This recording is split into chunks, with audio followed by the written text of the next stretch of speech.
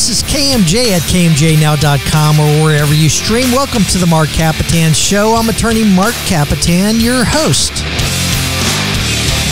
Today's show is brought to you by the Kapetan Brothers Law Firm, serving the Central Valley since 1995.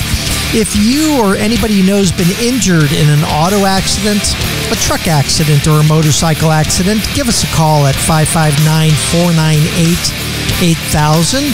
Or if you've been cited or arrested for a criminal offense, call the Kapetan Brothers, 559-498-8000. Monday through Fridays, weekends, call the Kapetan Brothers, 559-498-8000. Kapetan Brothers or the Valley's Law Firm. Hey, today's show is sponsored by Sherlock Realty. Sherlock Realty, if you're looking for a new home and you need a clue, turn to my friend Victoria Sherlock at Sherlock Realty. She's like the Sherlock Holmes of real estate, we like to say, a super sleuth for finding your next home. With nearly 20 years of real estate experience, Victoria will help you find the right home at the right price, or you may be looking to sell your home at the current price. Either way, she is a pro when it comes to real estate. So if you're looking for the best value for your dollar and looking to get a great home at a great price or sell your home at the best price, call Victoria Sherlock at 559-289-4669. That's 559-289-4669. Sherlock Realty, the clue to finding your next home. Folks, today's show is an amazing story of, I would say, heroic police action, gut instinct, and fatherly love. My next guest is a lieutenant with the Bay Area Rapid Transit up in Oakland. He's also a former Madera deputy sheriff, and he's the father of a 24-year-old son named Will Spears. The experience he is about to tell you and the actions he took may just be in the course of a normal police officer's duties, but the fact that he was not on duty at the time and it involved a serious and tragic accident involving his son makes it that much more significant. His actions alone may have made the difference between life and death for his son. We rely on law enforcement to keep us safe and to protect our loved ones. And to me, the hyped anti-police rhetoric that we see on social media and news broadcasts are disgusting and deplorable. And so we bring you the other side of the coin. But in this case at least, imagine getting the news that your son is missing and law enforcement has no solid leads. What do? Would you be the kind of person that would jump into action when law enforcement is stretched to its limits or when they fail to sniff out the scent of the trail? Well, my next guest just did just that. He jumped into action. This story isn't an action movie, however, filled with real-life Hollywood stunts, but it's a story about one father's quest in finding the son who was hours away from death. So I would like to welcome to the MARC KAPETAN Show Lieutenant William Spears, or as we know him, Bill. Welcome, Bill. Yes, sir. Thank you. Yeah, go ahead and say that again because I forgot to turn you on. Yes, sir. Thank you. Listen, Bill, son is Will. Yes. Named after you, William? Yes. He's a few generations in. My father is William. His father was William. We've all had different middle names. Yeah. But to differentiate between us, we call him Will. Call him Will. You're Bill and Dad's Bill, William. Or Dad or Grandpa. Yeah. I could see just doing the intro that it's already hitting you as far as that's concerned. This occurred. Your son was in a tragic accident, and we're going to get into it. And we're going to spend the next few segments talking about it. What was the day of this accident? Just over a year ago now. It was September, I want to say 17th, when all of the events started taking place, and it ended on September 19th. Because on September 17th, so 2 days, 48 hours of your life, it started on September 17th, but you had no clue that an accident had occurred. Where were you when you first got the news? When was the last time you saw him before finding out that he was missing? Well, on the day of September 17th is when he started making his movement up to the Sacramento area for some events. And prior to that, it'd probably been a few weeks since I had seen or talked to him. Yeah. Just, with my active lifestyle, working and traveling around for family and work. And of course, he's also in the military, and so he bounces around because he's also a full-time student, and he's up and down the state as well, so we don't get to see each other. What brand? Yeah, I know the family. You said earlier there's 6 generations of military in your family. Yeah, there's at least my sons are all 3 of them. They're all in now. They're all in the Army. What branch is he? Oh, he's in the Army. They're all in the Army. The oldest one, Will, he's currently in the Army National Guard. Yeah, following after Dad. You were in the Army yourself, right? Just retired, 21 years. We'll talk about that later on too. So do you know what event he was going up to in Sacramento? Yes, apparently there was some training, but apparently there was a birthday party, and it was for one of their interpreters. Yeah. So he's in a military intelligence unit, and he had just gotten back from overseas deployment, and their translator was born in a country overseas that speaks Arabic and was fluent. So came in and got everything he needed to do, and was able to join the Army himself. So he became an interpreter. So they were up in Sacramento celebrating his birthday. And so your son is on the way there or on the way back? No, he's up there. He left up there for the 17th, and they started doing their events, and they went out for dinner. So it's not like you even had the benefit of everybody saying, "Hey, Will was supposed to be here. He's not here." It was after he left that. Correct. On the way back home. Yes. Okay. So basically, he went up there. They had they're having their festivities, dinner, drinks, and just having a great time, and doing what young GIs do. Having a great time together, and went up into the evening hours, and that's where we get now into September 18th. Yeah. And no word from Will.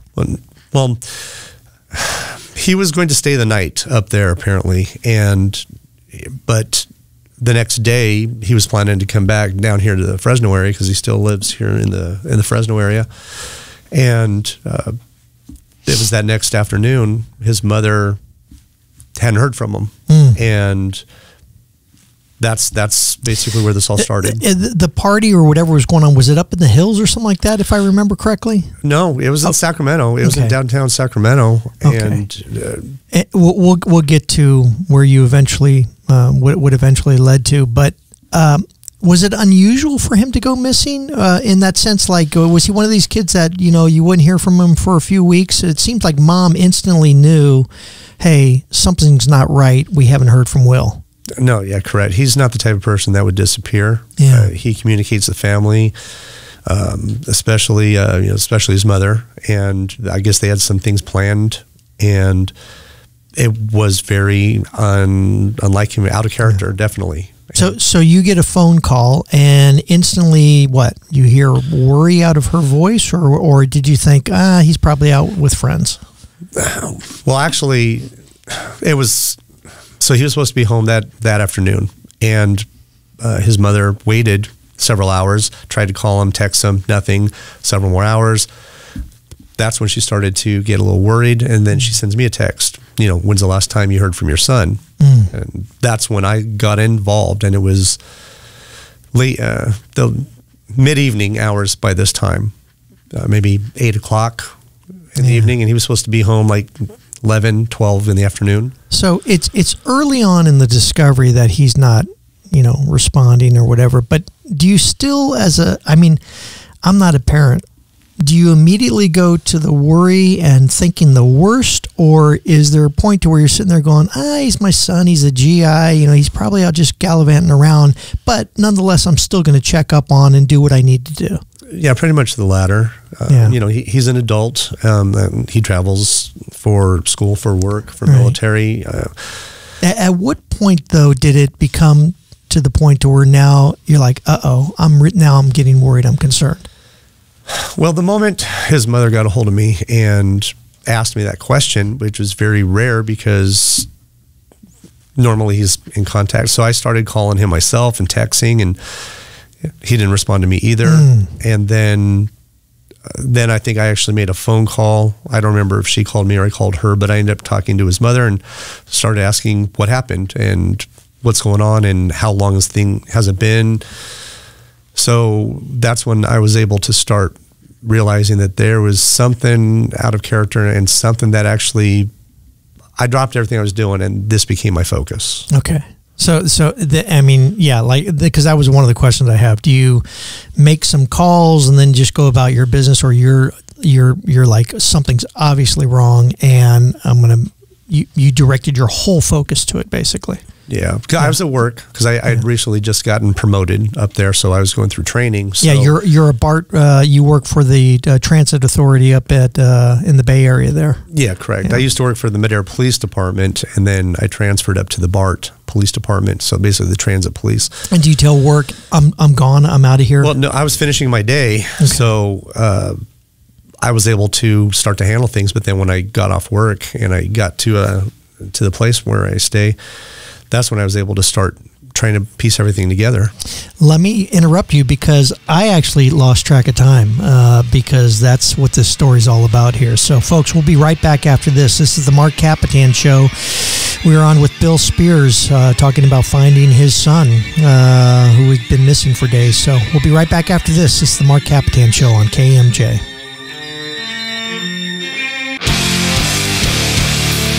It's News Talk 580 1059 KMJ. Welcome back to the Mark Kapetan Show. Folks, I'm going to pop this music down, but I'm going to get right back into it. Listen, if you have been in an auto accident or a truck accident, and quite frankly, it's sort of ironic that we're discussing it because we are on with Lieutenant William Bill Spears, who is a police officer, but also is telling us the story about his son being in a tragic accident and the story behind it. So, but if you have been in an accident and it's not your fault, please give us a call at 559-498-8000. That's Kapetan Brothers on the weekdays, and on the weekends, don't call here to the station right now, but call our offices at 559-498-8000. Kapetan Brothers. We are the Valley's law firm. Bill, I got to say, man, that your story got me. I lost track of time because we're right in the middle of it. You received a call from your ex-wife saying that basically your son has been missing for at least 48 hours. She's been trying to call him, and now you have the phone call, and you've gotten to the point to where you're just finishing up work, and you realize that this is not a good situation because you've tried to call him yourself, and now you go into police action mode or military action mode or whatever it is. So what's your first step? What do you do first? Well, just for clarification, it wasn't 48 hours missing at that time. Yeah. By this time, he'd probably been missing for about 8 to 10 hours. I basically got all the details, and when I couldn't get through, I instructed his mother to contact the local authority, the Madera Police Department, and report him as missing because this is not common. This is very suspicious. Right. But at that point, you call the Madera Police Department, but he was at an event in Sacramento. You live in Fresno, right? Or do you live in where do you live now? I'm in Fresno. And the family's in Madera. You work at the BART station up in Oakland, and you have some family in Madera, and so you don't know from Sacramento to Madera where he may be, right? Yeah, correct. And so you're calling the local authorities, but it may be somewhere else. So because his home of record and his mother's down here, policy and procedure is when you're going to report somebody missing, you fill out a form to basically say that what you're saying is true. Right. And plus this way they would also have the ability to start doing some law enforcement activity and procedures to put some effort in to try to find him based off of the suspicious circumstances. So she called the police department, and they were having an officer go out there, but then I've got friends there because I worked there for several years. One of the supervisors calls me personally and says, "Hey, did I just see a call come out for your son missing?" I said, "Yes." And I told him the details. And he's like, "Oh, wow." And I said, "Yes." So he needs to be reported missing, and we need to start doing a ping on his phone because, there's many different reasons why law enforcement or the government can ping somebody's phone, and in a dire situation like this is one of the justifiable reasons. Yeah, but I mean, what's neat is because of your training, if you were the person off the street, it would have been one of these where you're filling out paperwork and precious time is being lost, and we're going to find out why that precious time was important, right? Correct. Yes. Okay. Basically, the short answer is yes. Okay, go ahead. And so an officer went to the house, spoke to his mother, started getting all the details, completed the paperwork, and they started to do the activation for the phone tracking. And also during that time, I told his mother, I said, she's in the medical industry, so I said, you start checking all the hospitals from Sacramento to here, and I'll start checking all the jails. I'll check for crashes. I'll check for, see, if maybe he got caught speeding or something. Right. But jails and hospitals, those were the two things. But nothing. Everything came up negative. No leads. Nothing. He was missing. He was literally missing. Did you get results of the pings back quick enough, or? Well, no. Unfortunately, it wasn't quick. But the police department ended up getting a hold of me and said, "Hey, we were able to get through and get it activated, and it's up in El Dorado County." Okay, so before you find that information, is there any other action that you take, or are you just sitting there hopelessly thinking to myself, I have no idea what's going on, and you feel helpless at that point? So during this time, I was up in the Bay Area, and the family was down here in Fresno, and so we started going through his phone messages, and because the family's cell phone plan, his mother was able to identify people that he had contacted. So we started reaching out to a lot of the people that he contacted with, which were a lot of the soldiers he was with at this birthday party. Right. So they all said that he was there, and they all said that, they were having a good evening. And about 10 o'clock, he slowed down on his festivities, because we were worried maybe he was drunk driving somewhere. Right. But witnesses said that about 9, 10 o'clock, he stopped. Yeah. But they kept, hanging out and having fun. But he was supposed to spend the night up there, but he had a lot of school activities the next day, and he had to get ready for some classes and assignments. Right. So he decided he felt good, and he was going to drive from Sacramento, drive home. And so you have that information from the witnesses, but also those contacts on the phone that you were able to get because of the family plan. They had the cell phone plan. All that activity at some point just stops, right? There's no more contacts with anybody. Correct. And it was just after 2 in the morning. And of course, one of the questions that everybody, my wife even came up with is like, you have that identifier or locator where you can have people in your family, your phone can track where they're at. Right. He didn't have his activated. Oh, so we literally had no idea what was going on. Your wife, Martha, who's sitting here now, yes. Stepmom to Will, but also likes to refer to her as mom also. So that's very sweet. Coming here for emotional support. Thanks for Martha for coming here, by the way. Okay. So keep your location services on, especially because of incidents like this. You finally make a decision. Your decision is, I'm going to go into action myself.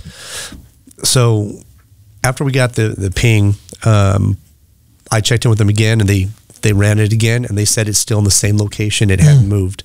So I asked to have the Highway Patrol and the county sheriff of that area go out there and start sweeping the area and start seeing if they can locate him, locate the vehicle, locate the phone.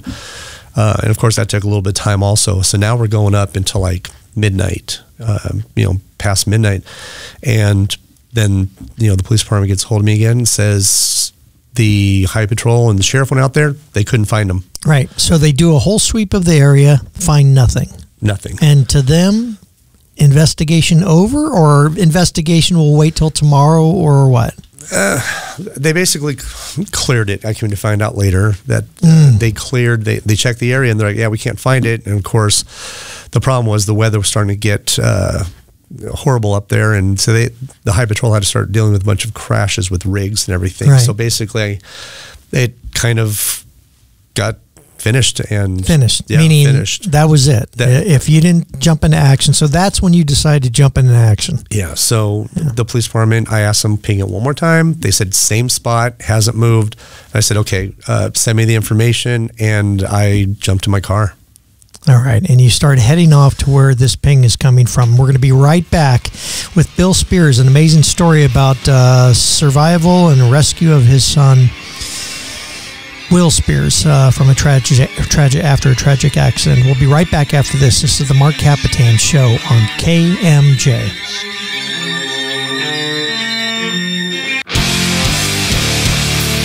It's News Talk 580 1059 KMJ. Welcome back to the Mark Kapetan Show. Folks, go to KMJnow.com or wherever you stream. It's KMJ. Welcome back. Thanks to our sponsor, Victoria Sherlock. If you're looking for a new home or if you're looking to sell your current home, call my friend Victoria Sherlock at 559-289-4669. CV Lux Magazine has voted Sherlock Realty their top realtor award for the third year in a row, right, Marcella? Yeah, Marcella says yes. If you want the right home at the right price, call Victoria Sherlock at Sherlock Realty. It's 559-289-4669. That's 559-289-4669. Sherlock Realty, the clue to finding your next home. We are back on with Bill Spears. Bill Spears is a lieutenant with the BART Rapid Transportation Services up there in Oakland.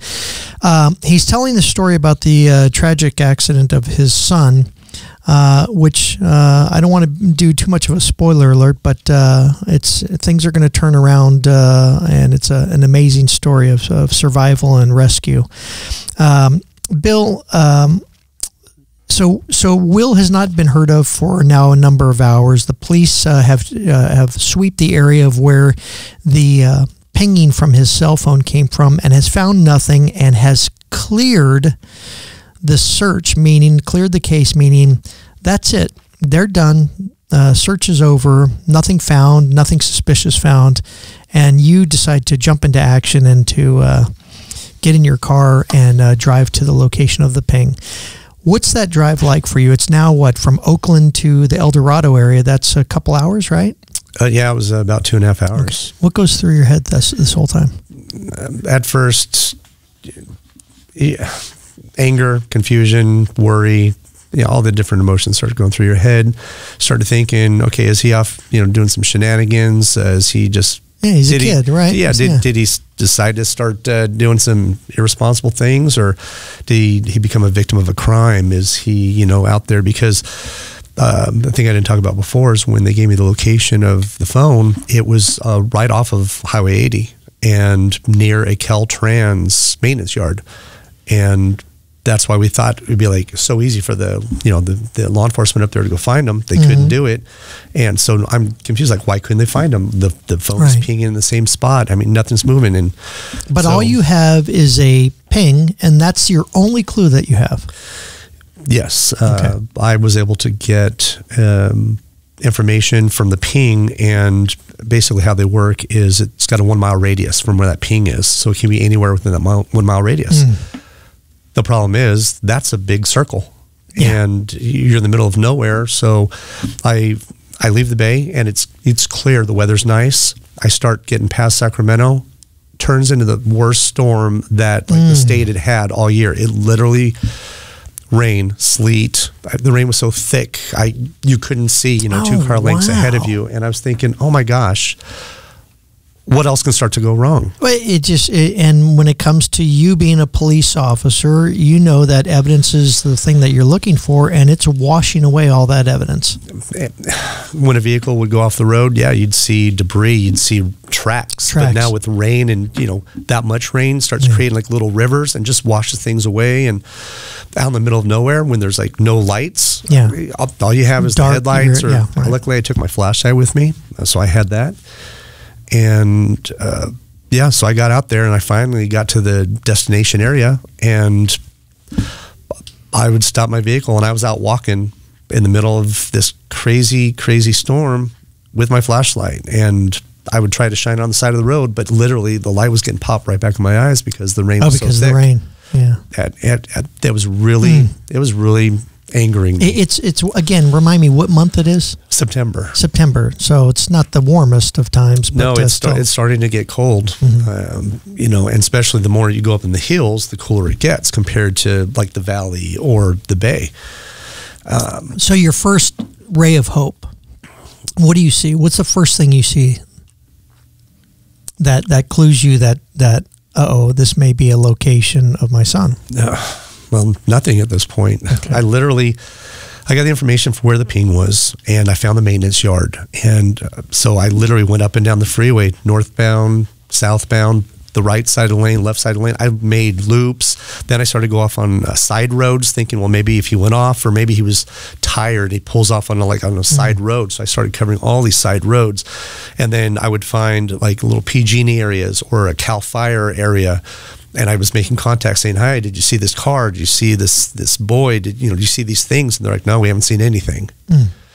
So I'm like, but it's pinging. So then I check back in with the police department. They're like, yeah, the ping is the same spot. I'm getting like angry and anxious at this time. And the search goes on, all these dirt roads. And now I'm going even for a few more hours. And by the time I was getting on the road, he was missing about 24 hours. So getting up there, 2.5 hours more, and I've already spent about 3 hours looking. Highway patrol comes up to me. They're like, "Hi, what are you doing?" I'm like, "I'm looking for my kid. You guys should have got a call," but they'd already changed their shifts. Right. So the guys coming on day shift, they didn't get word about a ping of a missing person. Are people helping you? No, I'm by myself. I mean, what I'm saying is when you see these people, are they saying, well, we'll help you look or anything like that, or they just had to go about their business? They were going about their business. And I said, if you do see anything, call 911. And I was passing out my number. The family, my wife, our friends, his mother, they were like, "Hey, we're all going to come up there." I'm like, hold on. Like, I don't need everybody coming up here and not knowing what we have until we know something. Right. And, because it was also storming and everything, I don't want everybody, because if you had a family member missing, and you're not exactly going to be following all the speed laws and traffic regulations, you're going to be doing what you can to get there. Right. I didn't want that either, because I don't need multiple accidents.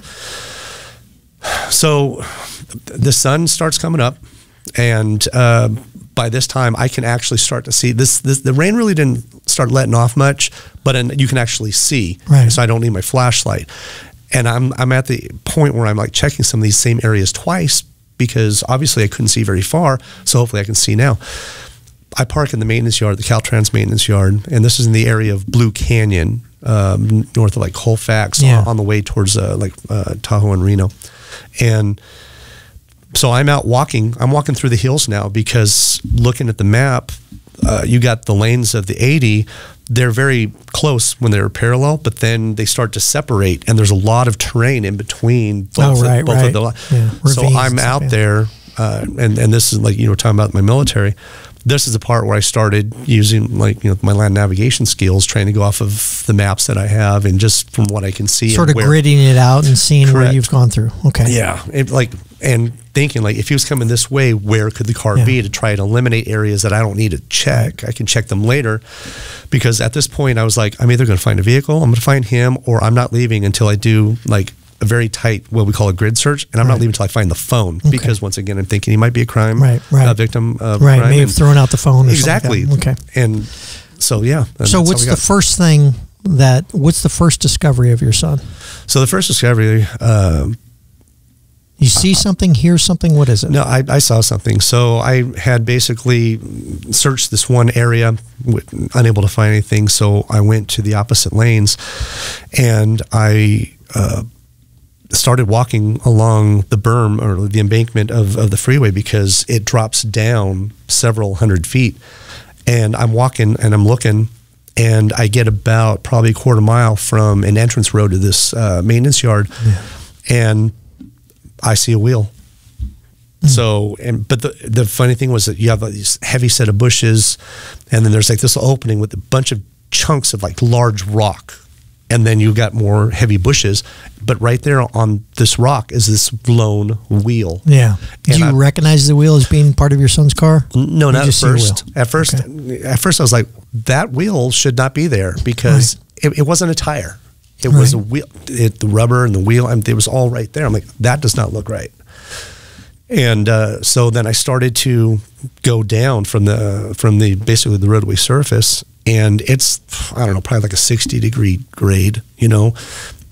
And as I'm coming down, I get past the bushes. I see through the heavy set of the bushes, and I see what looks like to be the outline of a car. And I start thinking, oh my God, that's it. So then I start jumping down, and then all of a sudden I see the car. Okay. I hate to do this. I'm going to stop you right there. And on the last segment, we're going to go through this, and everybody's getting emotional here. So last segment, we're going to find out the results of all this. We'll be right back after this with Bill Spears talking about the rescue of his son. This is the Mark Kapetan Show on KMJ.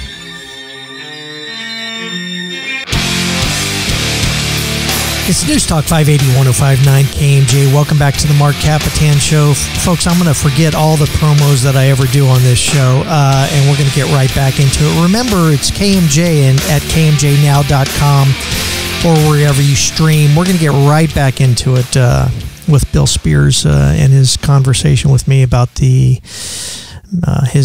sixth generation Army son, who's now been missing for nearly 48 hours, and his attempts at calling the police and doing the right thing and trying to have someone find him, and finally taking the law and his fatherly duties into his own hands. And so now, Bill, you are now up at El Dorado. You finally seen in basically a ravine, is it? I guess a good description, or where? You finally seen the car that you think is your son's car. Not necessarily a ravine, just a downgrade hill. But you finally see what you think is your son's car, and you said you started running for this thing going, I know I found it, I think I found it, or whatever it is, and what happens? Yeah. I have to hop down the hill, because you can't run downhill because then you'd be at the bottom of the hill. But it's funny that you actually remember the details of that kind of stuff. So you're, during this tragic time. So you hop down the hill and you see what, you say what goes on?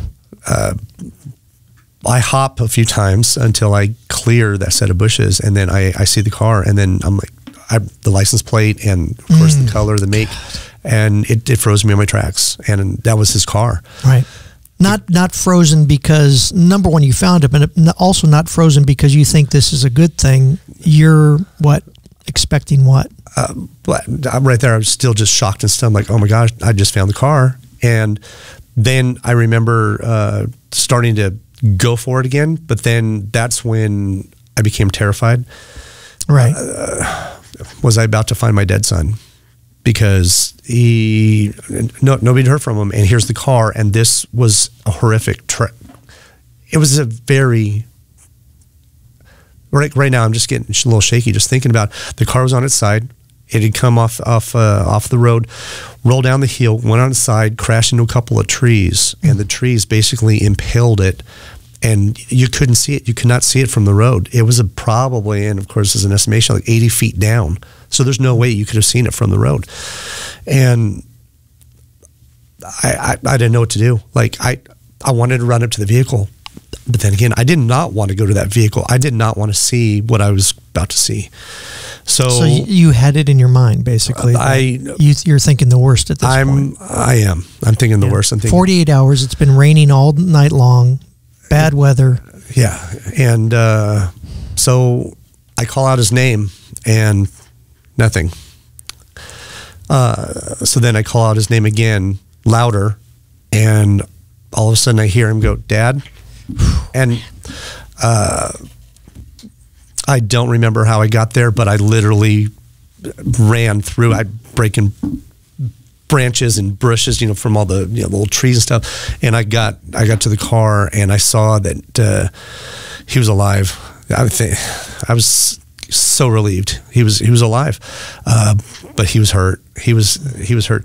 The way how the car landed on the driver's side, and the trees basically crushed the steering wheel and the column down into his lap.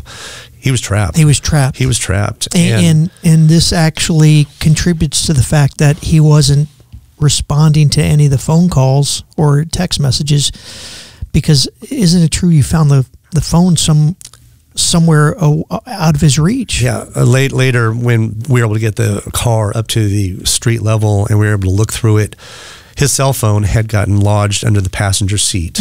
Okay. So it was somewhere with him. And when the crash happened, it started bouncing around, but it was inaccessible. He couldn't reach it. Okay. After finding your son, you obviously have to make a call to the family. They're all wondering, what's the first call that you make?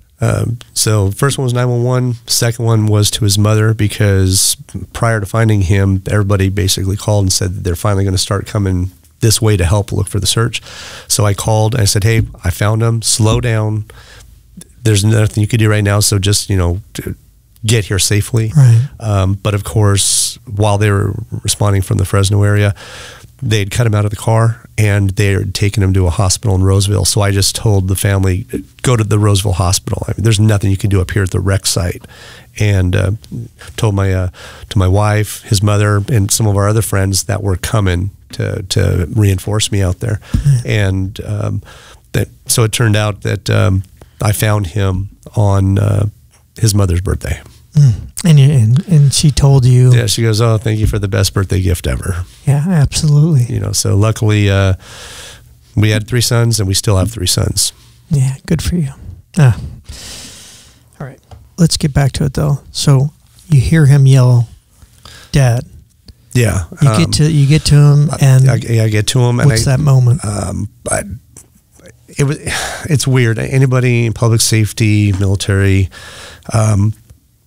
you start kind of just handling things. So I was talking to him, but while I was talking to him, because obviously I was relieved he was alive, my next thing was like, how injured is he? Is he going to stay alive? And so I was basically doing what we call triage. I was trying to check his pulse, and I was trying to check him for injuries, wounds. Is he talking bleeding? to you? He was.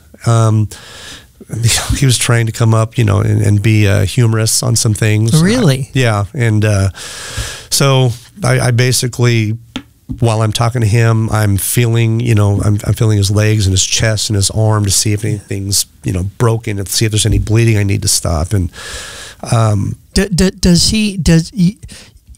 do you stay in business, police officer, military mode, or are you struggling because you have this father mode also? And is his attempts at humor what allowed you to continue doing your job, basically as a military/police officer guy trying to rescue him, and not just breaking down father and son?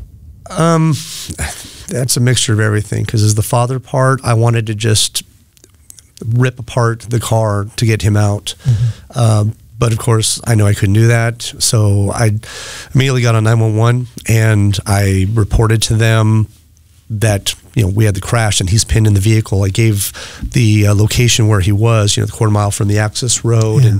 And I told him, we're on a downhill grade. And I told him, look, I started tearing pieces off the car, and I told him, I'm going to go up to the roadway surface. I'm going to build a pile of debris. That's where we're at. Oh, because you can't see. So, and so then the dispatcher started saying like, oh, we'll do this and this. And I said, yeah, I know, I'm a cop, so just get people here. Right. And so I had to cut it. Did you actually have to do something like that? And is it hard for you to break away from that accident scene where your son is?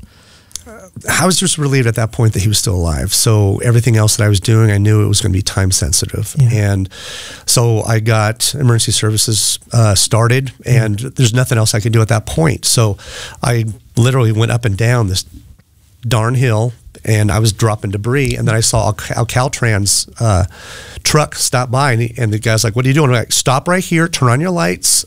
There's a wreck down here, high patrol's coming. The guy was okay. He did. So I went back down there, and I'm talking to my son, trying to relieve my son, and let him know I was there, and just talking to him, trying to find out what happened. How's he doing at that point? Listen. That's a stupid question, but what I'm saying is his pulse up? Is he responsive? His pulse was very low, and of course luckily by this time, the rain had stopped, so I was able to not have that be a hindrance, but he was exposed to the rain for this entire period. Right. So he was cold and shivering, and his hands were just swollen and cut up, because apparently he tried ripping the vehicle apart himself to try to get out. He tried breaking the glass to try to get out. His voice was raspy because apparently in the Caltrans maintenance yard, he saw people working, so he tried screaming to get their attention, and so his vocal cords all night long he's screaming for help. Yeah, and the ironic part is he had a jacket on that. So, talking to him, apparently it was like about 3-something in the morning, and he wasn't familiar with the area, and he'd lost his glasses. That's another long story, but he was going the wrong direction, and the rain. He was coming up on a curve, and he slid off the road. And when he went down there, he woke up, and it was daylight. So he was unconscious for a few hours because it was dark when he crashed and it was daylight when he woke up. And then he had been pinned in the vehicle basically when he was supposed to go and report, meet his mom and do all these things. He was pinned in the vehicle that whole time. When we were starting to look for him, still pinned in the vehicle, all through the midnight, still pinned through the vehicle, be driving out there, pinned. And he told me later, the thoughts that he was having, but I told him, don't worry about that. So the high patrolman gets there, starts directing people in the fire. They got to come down. They got to cut that car apart. Yeah. And you say the thoughts that he was having, basically about dying? Yeah, he thought that was it. He said he was starting to have some delusions. So that's what seeing Dad as his rescuer, was that? I mean, looking back on it, does he say, I thought that was part of my delusion? No, he did say, he goes, the first time that I called out, he thought it was a delusion. But then when I called out again, that's when he responded, not knowing if it was true. Because he told me about all kinds of weird delusions and about this squirrel, how it took, his leather jacket. And that was what I'm talking about, the irony. Right. His jacket, because when the sun came up, he started getting hot. So he took the jacket off. Then it started to rain. But then this darn squirrel came and he tried to shoo the squirrel away, and of course now the jacket just got out of his reach, and he couldn't get it, so he was through the night and the rain and everything, just with it all in his face. And all right, let's turn this whole thing around. He went through how many months of rehabilitation? The injuries that he received were what? Oh gosh, concussion, internal injuries, he had contusions, some lacerations. Lost the use of his legs for he was in the hospital for over 2 months, about 2.5 months. So I drove from the Bay and the Valley up to the hospital area, but he was in there before they released him, 2.5 months. Couldn't walk for a while, and they were worried about spinal injuries. Just had recent surgeries. This is how long ago now? How many months since the time of the accident now? Literally, so we're now like beginning of October, so it was just over a year ago, the accident, right. But he just had surgery. To repair some nerve damage, right? Yeah, for his leg, because he was able to get to therapy and start trying to build himself back up. But the nerves in one of his legs just weren't cooperating. Right, so they ended up going to San Francisco, and they ended up deciding to do some surgery, and they think it worked out. So right now he's recovering from that. Mentally, he's doing well as a result. Army career, what's going on with him now? The Army career, I mean, he had just gotten promoted. So,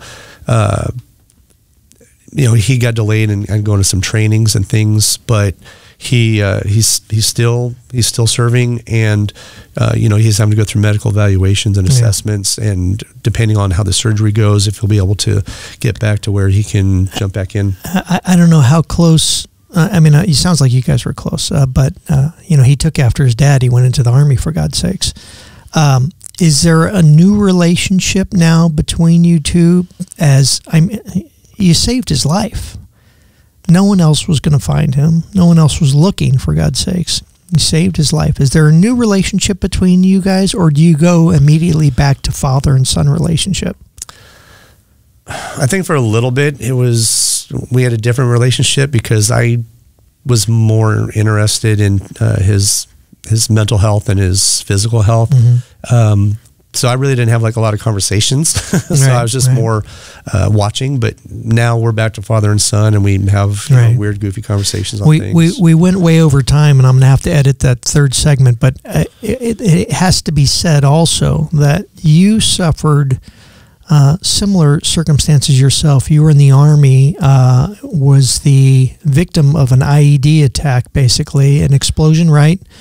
And suffered traumatic brain injury yourself. You're a Purple Heart recipient as a result of your time in where, Afghanistan or Iraq or both, right? It was in Iraq. In Iraq. 2009. Do you have a bit of an understanding of what he's going through during this time, and has that helped you through this whole situation? That's a hard way to put it, since mine was basically an ambush, and his was just unfortunate circumstances. Yeah. But the whole ability to have not still been here on Earth was a great reality for both of us at the time. Oh, that's interesting. I didn't think of that. Yeah, I mean, and now we're here, so you look at things a little bit differently. You guys have faced death, and you see the brighter side of life, basically, as far as that's concerned. Or try to, at least. Yeah, just like some people make fun of me because like at work and things like that. I tell everybody, love you. I love you. I'll talk to you tomorrow. And everybody's like, "Oh, you're being weird." I'm like, no. When you get close like that, well, you don't take Just say love you. That's a great sort of little piece of advice to end on. You said pre-interview that it's taken me over a year to be able to get to the emotional position to even have this interview. And I'm sure glad we waited that year. And so I'll just say love you. Yeah, love you too, buddy. All right. This has been Bill Spears and an amazing story of perseverance and triumph following the tragic accident of his son. So Will's doing great, right? Yeah, he's doing good. Good for you. I appreciate you being on the show. This has been the MARC KAPETAN Show on KMJ. No music out. We'll just see you next week.